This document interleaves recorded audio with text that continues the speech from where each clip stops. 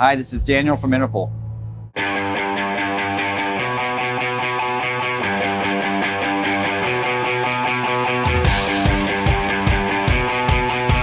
I assume this is your first time in Thailand? It is my first time in Thailand.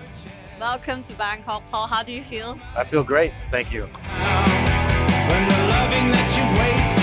I'm very excited. I mean, it's like you said, very, very beautiful. Really just warmth of everyone I've met, welcoming, hospitable. And I only got here 24 hours ago, and I haven't even scratched the surface, but I'm spending an extra day just to kind of try to spend a little more time. I feel very privileged to be here. At the end of 3 weeks of tour, and you spend an extra day, that means something. Do you actually have a game plan for your extra day? Catching up with a friend, and then I have some ideas of things that I want to explore and check out. Yeah, and try to walk around a lot. Let's get into the Interpol thing. So, as a band from Manhattan, in the late 90s,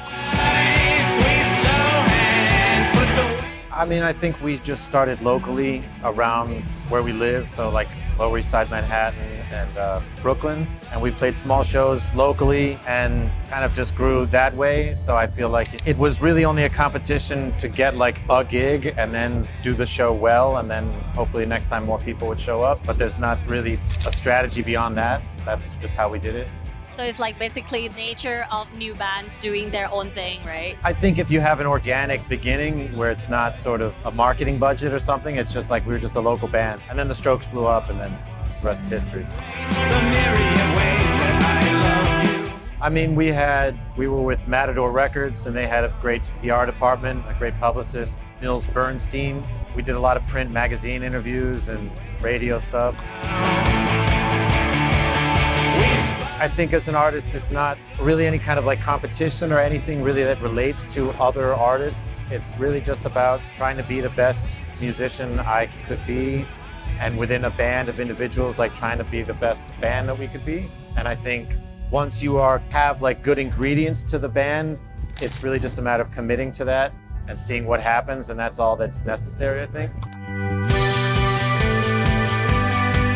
Idols, I'm a big fan of Idols. We played a show of Idols in Lyon, France about 4 years ago, and it was a lot of fun. They went on before us. It's such an exciting band to like watch before you play. It just makes you really enthused to get up there and do your thing. And they're extremely nice, gentlemen. And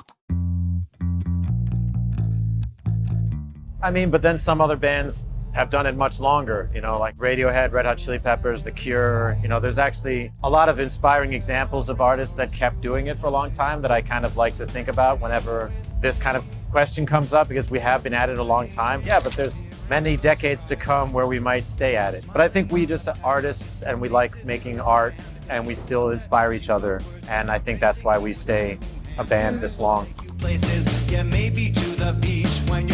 I mean, in my lifetime, it was just CDs to digital and then back to vinyl. And streaming. And streaming, yeah. I mean, as a kid, I had tapes and stuff, and there is some early tapes of Interpol, but everything came out on CD, yeah.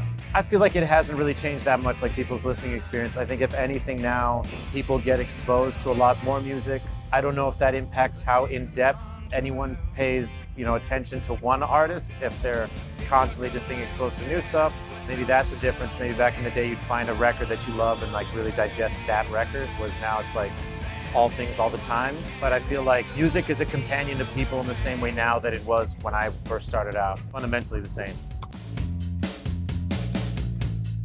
I mean, it's just totally different. Like, I think before, it's like so dating, but there wasn't social media. So it was like meet and greets and record store appearances. That would be how you interact with fans or at the shows. And then I think there's just a very different metric within being in entertainment or in the public eye. There's an expectation of an interaction that wasn't there when we started. And I'm not sure how well we really fulfill that, need in the modern paradigm, but I think it's cool that people have so much access in a two-way sense, fan to artist and artist to fan. I think there's a lot of magic there, but it's definitely like not how we started. I don't have that experience. Oh, okay. Yeah, not anymore.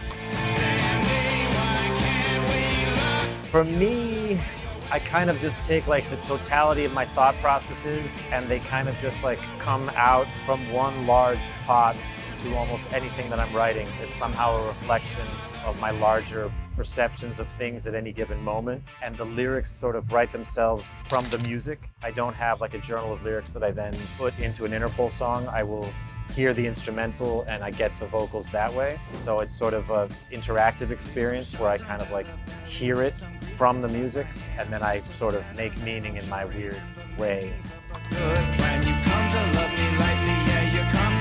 I mean, that's a really interesting question. I mean, I have a fascination with language and that there's sort of like, does meaning exist before language and then language illuminates the meaning that exists, or is meaning created by language?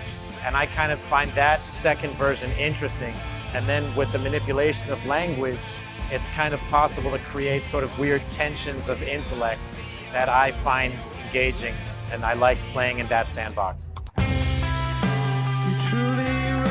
That to me was, it's a moment in time, like historically and in the States and the world, where like there's this kind of like selective belief system thing that happens, which is sometimes like outside of objective reality and kind of willful indulgence in fantasy. That seems like very weird to me, but baseline reality has become too scattered, and so there's not really like a common ground. And I think that there's this escapist urge that you see in people kind of like going deep into like sort of fantasy or conspiracy. Anyway, it's like there's just something, there's like a struggle going on to have a shared reality, and I don't think it's there anymore for the time being. And so I feel like the other side of make-believe is like a downside of fantastic thinking, downside of imagination run amok or misused. I think just when the feeling is really good on stage and the band is playing really well and really like together, and the audience seems to be kind of reacting with us in that moment, and there's just like a frequency that everybody is on of just kind of like caught in the moment with music. I like that because I feel like there's a real shared experience that feels profound. No, I feel like festivals in general should be more, mixture of genres of music, mixture, and I feel like that's what I think bands playing festivals kind of want. You never know if you're going to see something that you weren't expecting, that you might be very inspiring, that you might be super into, that might inspire you in that sense. So I think that's kind of what ideally it's supposed to be about. It doesn't always become that way in curation of festivals, but I'm all for that in general. I think it's the best kind of festivals.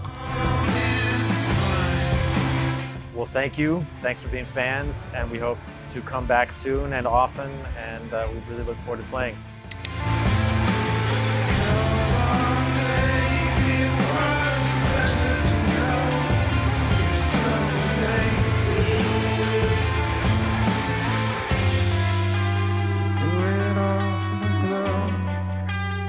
Stand under